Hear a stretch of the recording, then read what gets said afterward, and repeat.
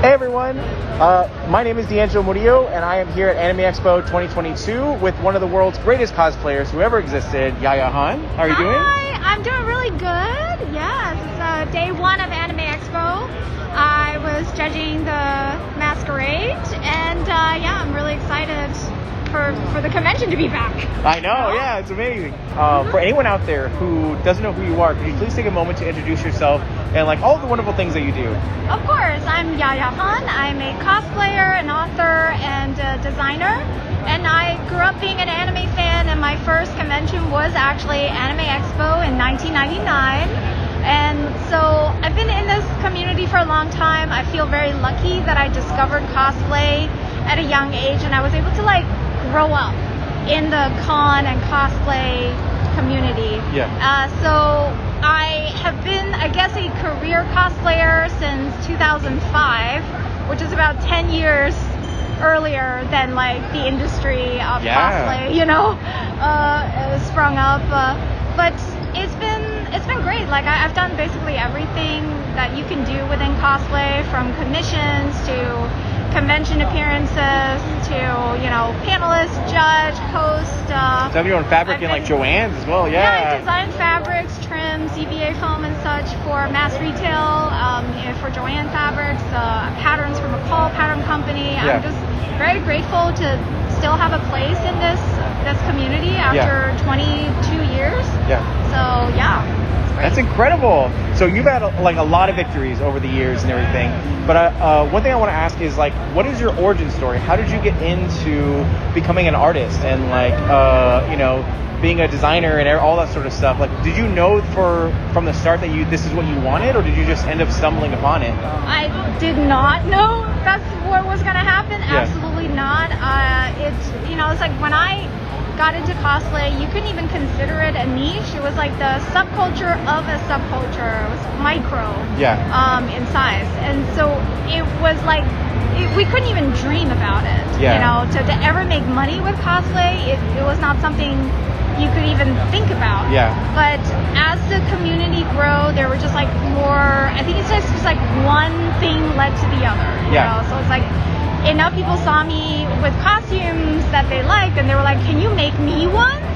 So I would make costumes for them, and then enough competitions happened where I won the competition, and they were like, can you judge instead?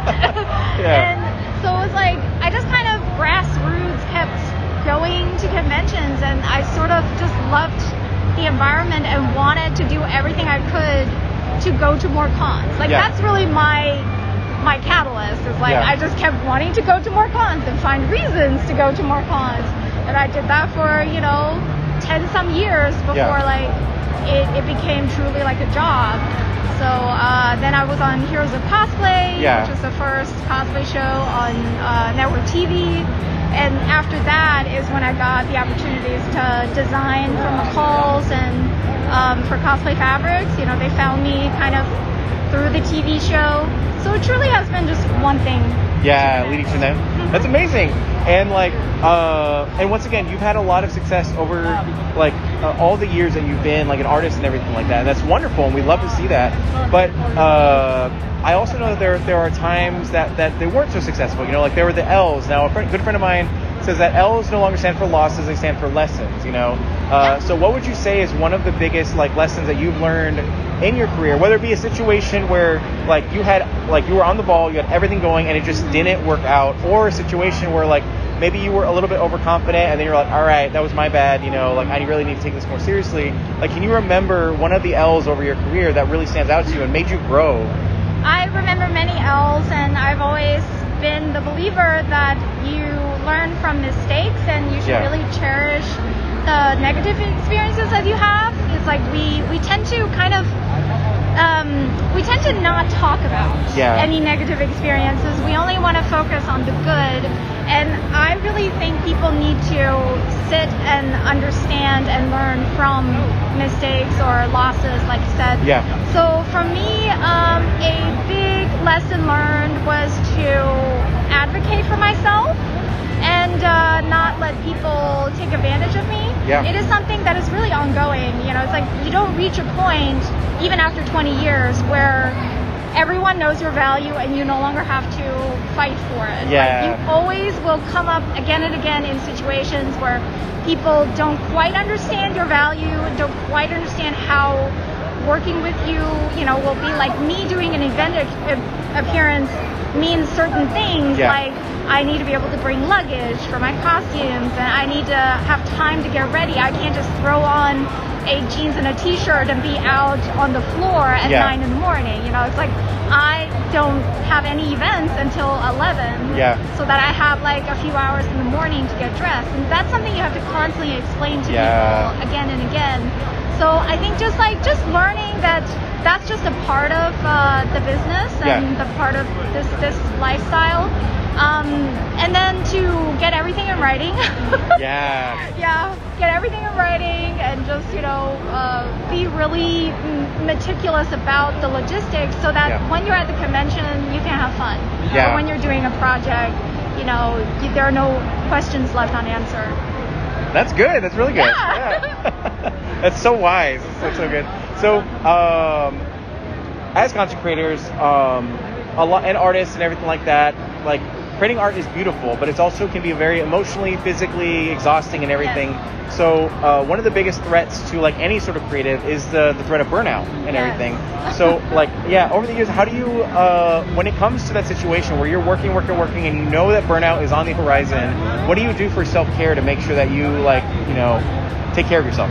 Funny that you mentioned that. I was actually here in LA for VidCon because I was doing a talk presentation with Google about the topic of Beat the Burnout. Oh, yeah, so cool. It's something that I have spent the last several months really in depth thinking about and exploring, and also like putting a presentation together around it to help other creators. And I have started making videos with the Google for Creators team on how creators can, beat the burnout and do things that will ensure more longevity in their careers. And one of those things is like to build a website and to have a space that is yours on the web instead of being just chained to the algorithm. Social media is not where you build your brand. You build your brand on a space that you control. So I when it comes to social media, I always try to think of it as this is my marketing tool, but my website is truly where my portfolio is, and that's where everybody can find me, and new companies can come in and make deals with me. That's on the professional business side. On a creative side, as an artist, I have learned that it's okay to walk away from a project and to take a break if you feel burned out, and to trust that your inspiration will come at the right time. During the pandemic, I was very, very burned out, very not motivated to make costumes all of 2020, and in 2021 I started building photo sets for photo shoots because I was frustrated that I couldn't go anywhere to take photos. So I started buying backdrops, I started thrifting furniture, and just building the environment made me so incredibly fired up to make new costumes, and it just really revitalized and got rid of the burnout, you know? So it's when the right time comes, the right situation comes, you will feel the inspiration again. Until then, don't look at social media too much. Doom scroll. Be gentle with yourself. Don't worry if your posts don't perform as well, and build a freaking website, man. Have a space away from social media. That's incredible. So, pivoting over to the other end of the spectrum, once again, you've had a lot of success in your career, which is amazing and beautiful. Is there any one victory that stands out in your mind that you really cherish and is near and dear to your heart? That would be writing my book, Yayahan's World of Cosplay, which I've always wanted to do. I always wanted to write a book, and especially about cosplay. It is the one topic I know the most about in this world. And so it was a tough process because I wrote the book mainly in 2019. And then it released during the pandemic. And so I've been sort of catching up on talking to people about it. Now that conventions are back, I do panels on the book and introduce people to it. and it's just really nice to, you know, share it with people. Yeah. But the book is like, that's where you will intimately get to know me, get to know like any questions you've ever had, burning questions about how I got here, how I made it, Yeah. or what are the tips and, you know, secrets, like it's all in the book. That's incredible. Where can we find the book online? The book is on Amazon and Yeah. bookstores, and it is also available on my website, Yayahan.com, and I will sign them if you buy them from me. Oh, that's incredible. That's amazing. And yeah, so moving over to like lighter questions. When it comes to the topic of anime, what do you prefer more as a viewer and a consumer? Do you appreciate subbed more or dubbed more? I have always been a subbed girl, and Same. but I've in the recent couple of years started to be more open to dubs. It's just like I think it's because I was an anime fan, you know, in the late 90s. Yeah.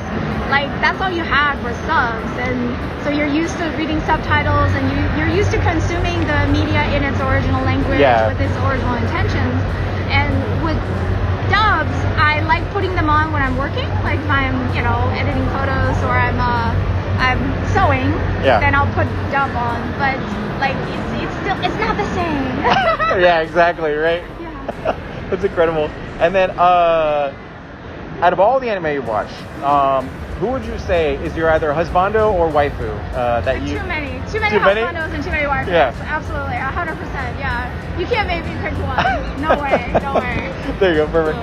And then okay, so let's say you go back in time and you can sit down with a younger version of yourself before all of the success and all the victories and all that sort of stuff. What is one piece of advice that you would impart onto them that you feel would make their journey a little bit easier?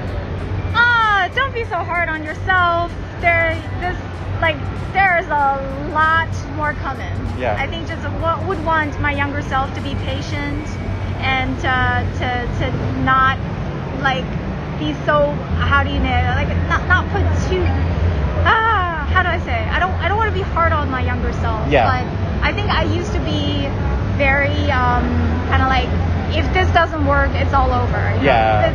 You know, thinking like, oh, this is it. I have to achieve this. I have to finish this costume, or I have to do a good job on this, or else it's all over. Yeah. And after 20 years, it's like, no, there's so many things that are still gonna happen, and that you're still gonna learn. So yeah, it's a long, long mountain to climb. Yeah. So pace yourself, be patient. That's amazing. And then and yeah, where can we find you online? Oh, well, my website is yayahan.com, and I also post fairly often on Instagram under Yayahan and Twitter under Yayahan. Twitter is where I fangirl the most, I think. Like, that's where I'm like, oh my god, this new thing came out, I love it. So, yeah, follow me on Twitter. Perfect. Well, thank you again so much for taking the time to answer a few of our questions. We hope you have a wonderful weekend, and we look forward to, like, buying your book and reading it and everything. So thank you again. Thank you. Yes, buy my book. Thank you. Of course. And then, perfect. I am so sorry that happened.